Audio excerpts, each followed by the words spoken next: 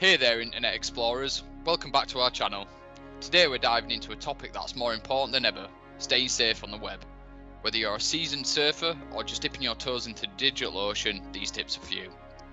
The internet is a vast and wonderful place, but it's not without its dangers.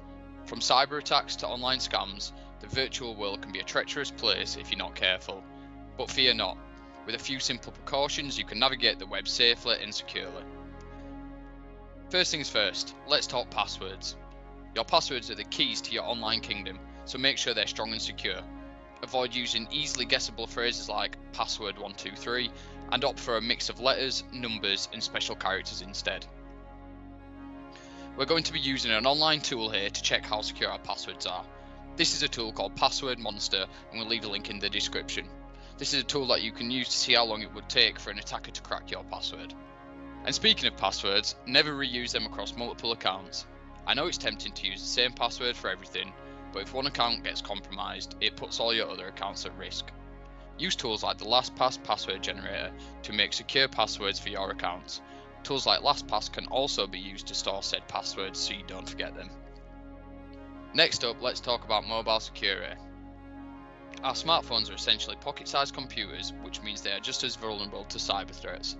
Keep your device's operating systems and apps up to date and consider installing a reputable antivirus app for an extra layer of protection.